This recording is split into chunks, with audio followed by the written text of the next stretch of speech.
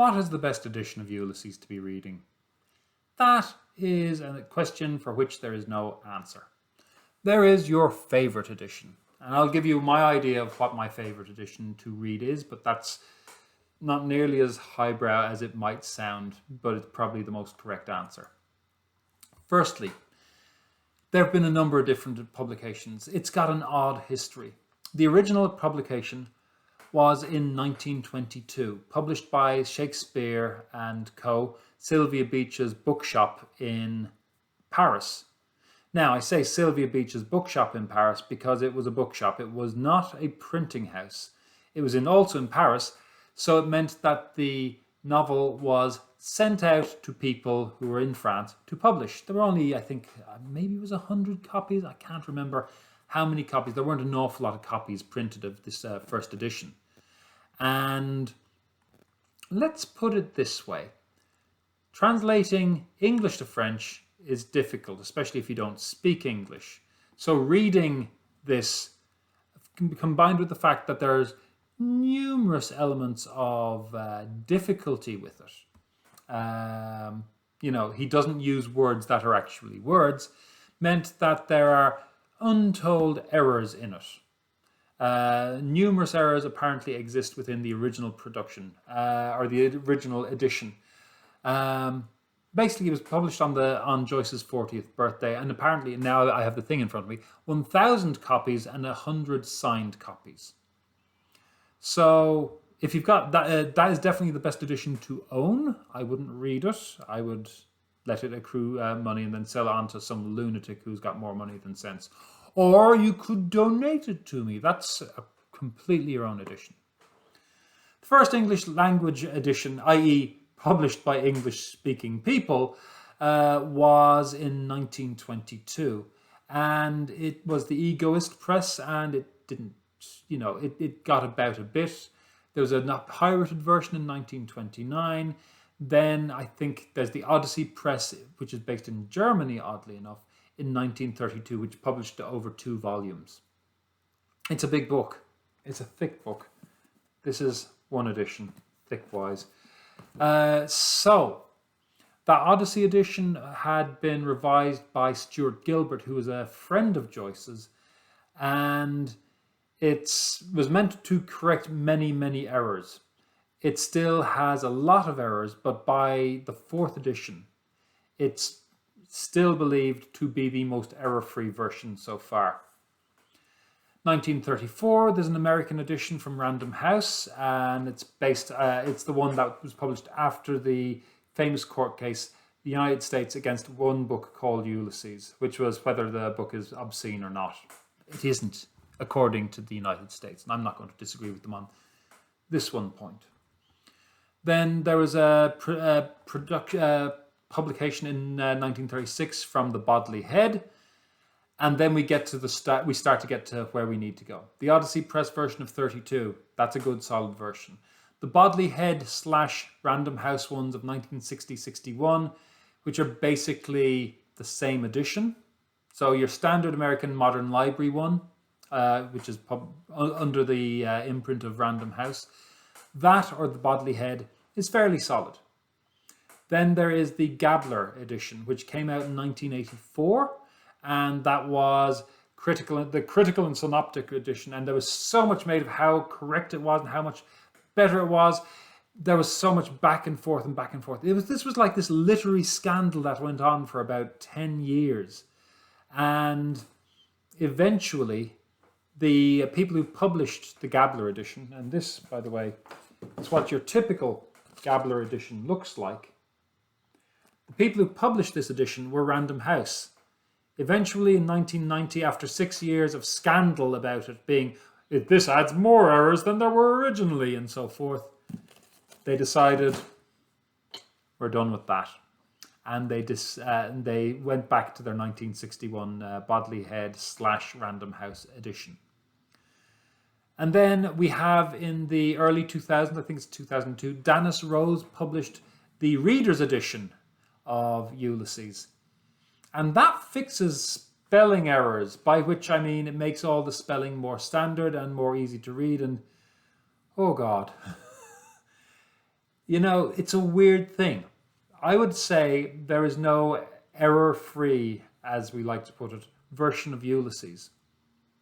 So recently, as of 2011, in Europe, when the publication had hit 70 years after the death of the writer, which is European copyright, and here in the United States, in the year 2017, when it hit 95 years after the original publication by the author, and that in the United States, that being the original 1922 edition from Egoist Press, you start getting things like this one, which is what they call the facsimile. This isn't a facsimile of it, but you can see we don't have, this is from the middle of Wandering Rocks. So you have the long first part, and then we've got Daedalus's sisters, and this is the bit with the one-legged sailor. It's not easy reading in some senses. Let's see if we can find a good point of chapter turn. This I got up for like $3 on the internet. So do not feel sorry for me. I already had 2 copies. I thought about getting this one, to see what the original was like. So here we are. It's weird. I find this really hard to read, probably because it's so wide, but also because it doesn't really make it a rewarding experience in terms of intersecting of chapter endings and what have you. Hey, Mr. Your fly is open. Did I kill him or what? Where are we? So, there is the end. Right here. Donoghue's in Little Green Street like a shot off a shovel. End of chapter 12. Do you know that chapter 13 is here? No! This is great for certain things. I mean, if I'm wanting to not care about an edition that I'm going to make marks on, grand. It's fine. I wouldn't waste the money on it, only for something to have convenient. Yeah, the completist in me likes it, but no. Again, if you can get first edition, oh yeah, if you've got the money to do that, get it. This Bodley Head edition from the 1960s was mine for, it is mine.